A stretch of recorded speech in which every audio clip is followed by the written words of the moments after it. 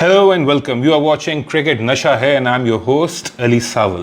पाकिस्तान ने हिस्ट्री बनाई है. Pakistan is the first team to play 200 T20 internationals और उसके बाद इंडिया है at 182 and then the list goes on with West Indies and New Zealand and the others.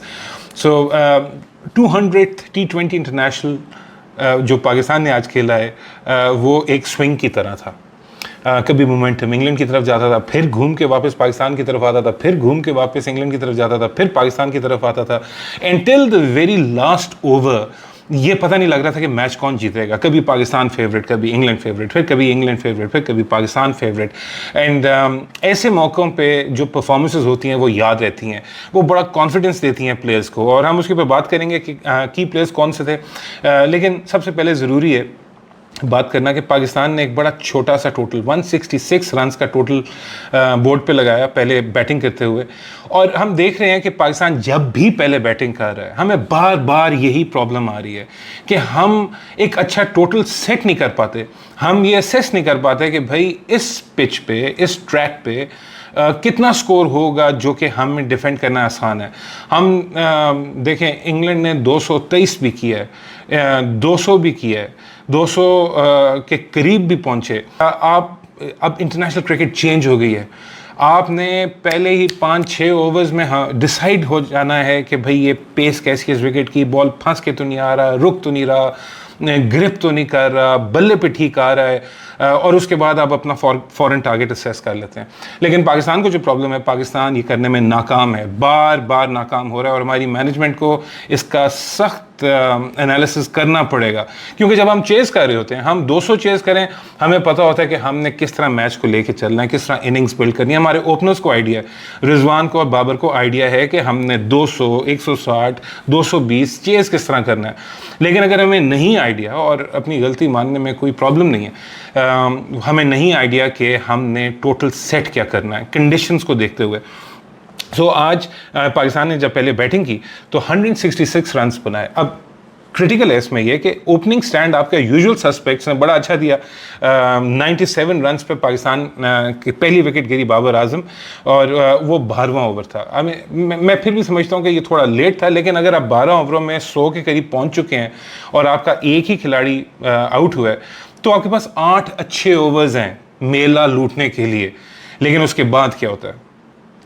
उसके बाद जो हुआ है वो हम और आप, हम अपनी आंखों से देख रहे हैं, और जो वहाँ पे बैठे हैं वो इसके ऊपर शायद क्वेश्चन नहीं कर रहे. आखिरी 8 से 9 ओवरों में मेरे पास यहाँ पे लिखा हुआ है टोटल 3 चौके लगे हैं और 1 छक्का लगा. बताएं आप, 9 ओवर्स T20 के मैच में, आखिरी 9 ओवर्स, यानी आप उस आसिफ के 2 छक्के निकाल दें, उसके अलावा पिछले 9-9.5 ओवर्स में 3 चौके और 1 छक्का. और खेलने वाले कौन थे बैट्समैन? सेट बैट्समैन रिजवान और शान मसूद. अब मेरी ये समझ से बाहर है.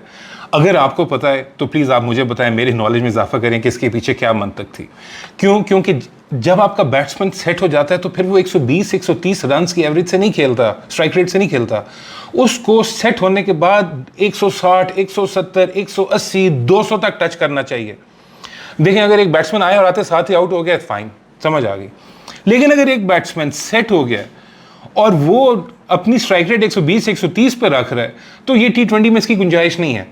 उसने सेट होके चांस लेने हैं, हिट करनी है, स्कोर्स करने हैं, छक्के चौके मारे, डबल ले, तिक्के ले, जो मर्जी करे, स्ट्राइक रेट ऊपर लेके जाए 160, 170, 180, 200.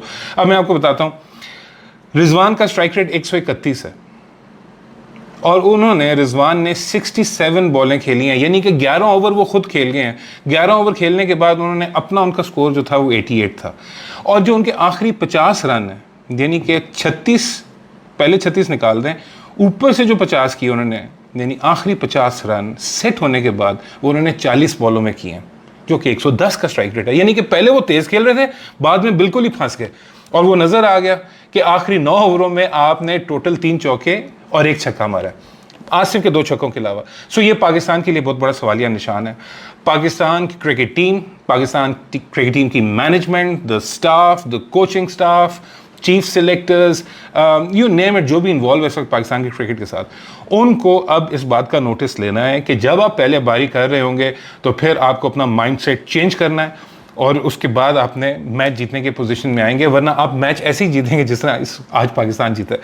अच्छा, उसके बाद खैर शान मसूद भी फंस गए, उन्होंने भी 19 बॉलें खेल के टोटल 21 स्कोर किया, यानी 110 का स्ट्राइक रेट और समझ से बालातर था।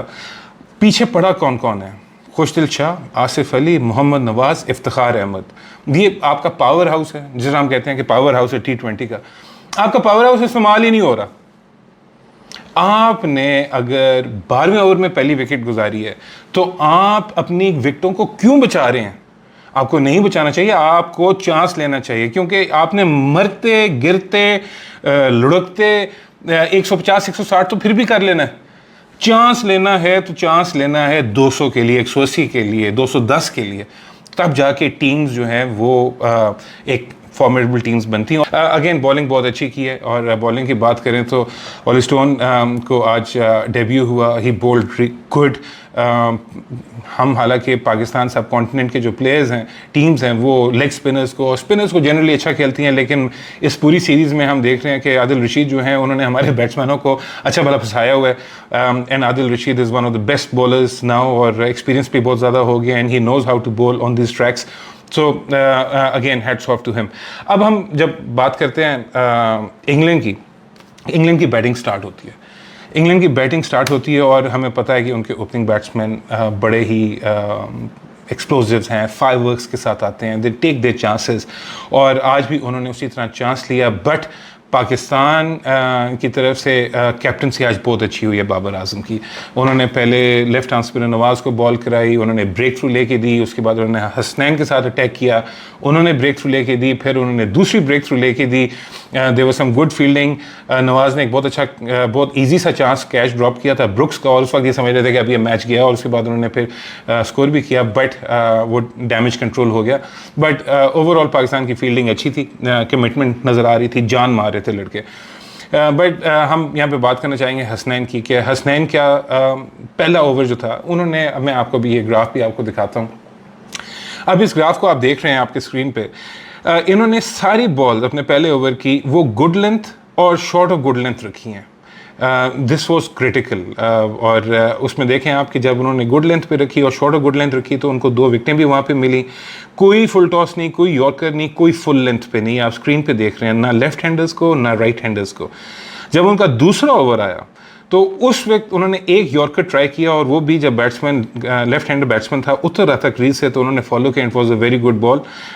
लेकिन उसके अलावा अगेन सारी good length, short of good length, और फिर शॉर्ट पिच डिलीवरीज के साथ, पेस के साथ उन्होंने बीट करने की कोशिश की, which was very good sign. उसके बाद उनके जो इम्पोर्टेंटली तीसरा ओवर था, वो उस वक्त बॉल रिवर्स होना शुरू हो चुका था, और आप स्क्रीन पे देख रहे होंगे कि उन्होंने फुल टॉस भी कराई, लेकिन वो नए बैट्समैन आए हुए थे, उनके थाई पे लगी वो नए बैट्समैन और टेल एंडर्स बैट्समैन के लिए फुल टॉस को जो रिवर्स स्विंग कर रहा हो मारना बड़ा मुश्किल होता है। सो इमीडिएटली उनकी सोच चेंज हुई, it was the right thing to do. फिर उन्होंने यॉर्कर्स कराए, वो आप स्क्रीन पे देख रहे हैं, फुल लेंथ रखी, और शॉर्ट पिच बॉल कोई नहीं कराई, जिसकी वजह से उनको तीसरे ओवर में भी कामयाबी हुई। और तीसरे ओवर के एंड पे अगर आप ऊपर देखें तो टोटल इन्होंने 16 रन दिए हुए थे, 2 खिलाड़ी आउट किए हुए थे at the economy rate of 5.33। लेकिन उसके बाद अल्लाह जाने क्या हुआ, ओवर कॉन्फिडेंट हो गए। जो प्लान्स था, जैसा सकलैन मुश्ताक कहते हैं कि हमारे प्लान्स थे, कामयाब नहीं हुए। प्रेस कॉन्फ्रेंस आपको याद होगी पिछले मैच में डिस्कस की थी। इनका जो आखिरी ओवर था उसमें पहला छक्का, फिर नो बॉल पे चौका, फिर चौका, फिर चौका, फिर एक सिंगल, फिर चौका, और उस ओवर में इन्होंने 21 रन्स दे दिए। It was the most expensive over. Third man ऊपर था तो ऑफ स्टंप के बाय शॉर्ट पिच बॉल करा रहे थे, वो चौका हुआ। फाइन लेग ऊपर था तो फुल लेंथ करा रहे थे, वो फ्लिक पे चौके हुए, स्कूप पे चौके हुए। मतलब कि उनका आखिरी ओवर मुझे ऐसा लग रहा था कि उनकी कॉन्सेंट्रेशन नहीं रही, ईजी ले लिया, रिलैक्स हो गए हैं, और फिर जब एक बार मार पड़ना शुरू हो जाती है तो फिर भागने की गुंजाइश नहीं रहती। बट कमिंग बैक, ये आपको हम मैप दिखा रहे थे, and this is critical for you to understand, क्योंकि इस प्रोग्राम में क्रिकेट नशा है में मेरे ये ख्वाहिश है कि हम आपको क्रिकेट की डिटेल्स बताएं, माइन्यूट डिटेल्स बताएं, जो कि आपको किसी और चैनल पे नहीं मिलेगी। And if you like the channel, so please be kind enough और ये सब्सक्राइब भी करें and you know so that we keep on bringing good content to you. Now let's talk about Iftikhar. हम पिछली बार बात की थी कि आप 5 बॉलर्स के साथ खेल रहे हैं और आपके पास इफ्तिखार या शोएब या शादाब खान, ये आपके पास ऑप्शंस हैं जो कि आपको एक्सरसाइज करनी है, because you need 6 bowlers at least. किसी एक को मार पड़े तो आप दूसरे को ला सकें.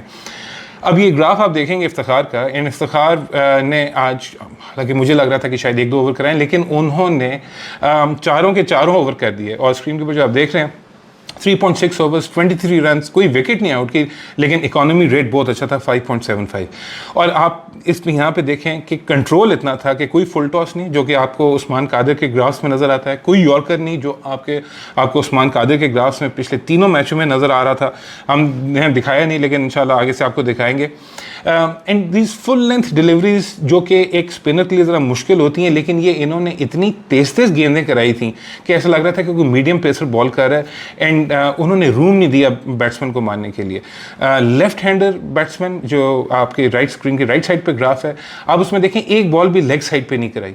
और ये जो राइट हैंडर बैट्समैन में 2 बॉलें आपको मिडिल और लेग पे नज़र आ रही हैं, ये वो राउंड द विकेट आ रहे थे क्योंकि बाउंड्री लंबी थी और उन्होंने कहा था कि यहाँ से अटैक करता हूँ, अगर वो हिट मारने गए तो हो सकता है खड़ी हो जाए और डीप मिड विकेट या डीप मिड ऑन पे कैच हो जाए. So it was a good strategy जो कि नज़र आई.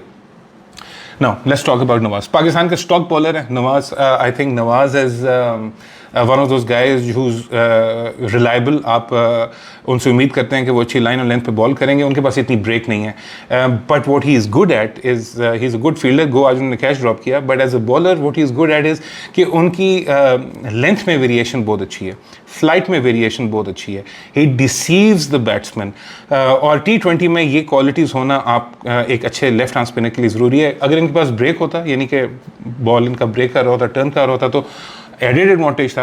But if you look at इस ग्राफ ना, अगेन इन्होंने बहुत अच्छी बॉलिंग की. 4 ओवरों में 35 रन दिए, 3 खिलाड़ियों को आउट किया and there was crucial wickets. और आप ये भी देखें कि कोई फुल टॉस नहीं, कोई यॉर्कर नहीं, शॉर्ट लेंथ पे सिर्फ एक बॉल गिरी थी, वो निकल जाती है एक आधी बॉल. बट ग्रुपिंग बहुत अच्छी है, हर चीज़ गुड लेंथ और short of good length, little bit of full length के ऊपर इन्वॉल्व कर रही थी. And once again good bowling effort. But जो पिक ऑफ द बॉलर्स हैं for me, and I think he is the workhorse of Pakistan cricket team. He is the most reliable bowler. उनका record बहुत अच्छा है. T20 में आखिरी overs में death bowling में सबसे अच्छा रिकॉर्ड पूरी दुनिया में मेरा ख्याल है कि हारिस रऊफ का है. Will bring those records to you. Pakistan को जब भी ज़रूरत हुई है हारिस रऊफ की, उन्होंने हाथ खड़ा किया और he has delivered for Pakistan. इनके अंदर एक पैशन है, नज़र आता है कि ये जान मारते हैं एवरी बॉल को. He wants to make it count. और अगर आप उनका ये ग्राफ देखें, I am a big fan of his. And as you can see 4 overs में 32 रन देके 3 खिलाड़ियों को आउट किया and those very crucial wickets. Grouping देखें, ये यॉर्कर्स जो आप देख रहे हैं जहाँ पे 2 विकेटें नज़र आई हैं, याद रहे कि ये मैच के एंड में था जब बॉल हल्का हल्का रिवर्स करना शुरू कर रहा था. अदरवाइज इनकी सारी की सारी लेंथ्स जो थी वो good length, short of good length और शॉर्ट लेंथ पे थी शुरू के ओवर्स में. और जैसे बॉल रिवर्स होना शुरू हुआ, इन्होंने अपनी लेंथ आगे कर ली और आगे करने के बाद that's you know the kind of help that he gets. Okay, now ये हमने पाकिस्तान के बॉलर्स की बात की. लास्ट में सिर्फ 2-3 चीज़ें मुझे उस्मान कादिर नज़र नहीं आए. उन्होंने एक बड़ा अच्छा कैच पकड़ा था शॉर्ट मिड विकेट पे, लेकिन उसके बाद वो बॉलिंग के लिए नज़र नहीं आए. अगर कैप्टन ने उनको जानबूझ के बॉलिंग नहीं कराई तो अच्छा किया, that's why I am saying good captaincy. लेकिन अगर वो डर के मारे उन्होंने बॉल नहीं किए, दैट इज़ समथिंग एल्स. तीसरी चीज़ ये भी हो सकती है कि वो इंजरी थे. अभी तक कोई रिपोर्ट नहीं है कि वो इंजर हो या नहीं हुए. अगर आप लोगों को पता है तो मुझे ज़रूर इन्फॉर्म कीजिएगा. And last but not the least, let's look at this 2 partnerships. अब ये बहुत इंपॉर्टेंट है पाकिस्तान के पॉइंट ऑफ व्यू से. सबसे पहले पाकिस्तान का ग्राफ है इस वक्त आपके सामने. 97 रन किए 72 बॉल्स पे बाबर और रिजवान ने. सेकेंड विकेट पार्टनरशिप्स की हम पहले बात कर रहे थे, 52 एंड 40 बॉल्स. ना यहाँ पे पाकिस्तान ने मार खा रहा है, बार बार खा रहा है, लगातार खाई जा रहे हैं. And this needs to be addressed. लेकिन अब आप देखेंगे सेकंड ग्राफ जो कि इंग्लैंड की पार्टनरशिप्स का है, एंड दिस इज क्रिटिकल। सबसे पहले जब डकिट की और ब्रुक की पार्टनरशिप थी, स्क्रीन के ऊपर आप देख रहे हैं, दिस वाज 43 इन 32 बॉल्स। फिर मोइन अली की और ब्रुक की partnership 49 in 36 balls. They were always in the game. विकेटें गिर भी रही थी लेकिन इन्होंने रन रेट को 10 से ऊपर नहीं होने दिया था। ये सिर्फ बीच में जब 3 आउट हुए हैं तो रन रेट थोड़ा ऊपर गया, और उसमें भी डॉसन और आदिल रशीद की पार्टनरशिप 32 इन 13 बॉल्स, तकरीबन 250 की स्ट्राइक रेट के साथ ये इन्होंने खेला और मैच फिर वापस ले आए। लेकिन फिर हारिस रऊफ आए and he did wonders for Pakistan. In the end Pakistan played a great match, और पाकिस्तान नीड सच मैच की कॉन्फिडेंस देता है आपके यंगस्टर्स को, ये कॉन्फिडेंस देता है एक टीम के एटमॉस्फेयर को। You know, you believe in your ability कि नहीं यार, हम क्रंच सिचुएशंस में we can make a difference. An individual performance और brilliance by like today by Haris Rauf, लग रहा था कि you know such performances they win your matches and they boost the morale of cricket team. और ये तो थी क्रिकेट टीम की बात, लेकिन फैंस का क्या करें, मेरे का और आपका क्या करें? आपने एक तो हमें सब्सक्राइब भी करना है और बताना भी है कि how do you feel specially about today's match. It was a wonderful match, and हम तो यूँ पेंडुलम की तरह शिफ्ट हो रहे थे। यू नो, कभी दिल कर रहा था कि टीवी तोड़ दें, कभी दिल कर रहा था कि गले लगा लें इनको। जब कैश ड्रॉप हुआ ब्रुक्स का तो मैं तो सर पकड़ के बैठ गया था कि अब क्या बनेगा, बट थैंक गॉड वो इतना डैमेज नहीं हुआ। But it was a wonderful game. जब हसनैन को पड़े ना 21 रन और मेरे ख्याल 9 बॉलों में 5 रह गए थे, इस टाइम पे आपको कैरेक्टर्स चाहिए। You need such characters who stand up and से कि नाउ आई विल डिलीवर, और मैं काउंट करूंगा, और that's why I rate Haris Rauf so much. So Pakistan की जीत, ओपनिंग स्टैंड अच्छा था, नंबर 1। नंबर 2, आसिफ अली के 2 छक्के क्रिटिकल थे, और फिर उसके बाद फील्डिंग पाकिस्तान की ठीक रही। And fourth, last but not the least, the hero of today's game, Haris Rauf, bowled with big heart, and we need him. So अब कराची में मैचेस खत्म हो गए and the matches are now going to come to Lahore. और लाहौर की pitches कैसी होती हैं, कैसा एटमॉस्फेयर होता है, I am sure it's going to be electrifying, and we will be giving you updates, post हम आपको करते रहेंगे। I hope you like this channel, please give us your comments, you know, because this is just for our audience. And minute दोबारा हो गया, we will see you again. Till then अपना बहुत ख्याल रखें, take good care of yourself. It's bye bye.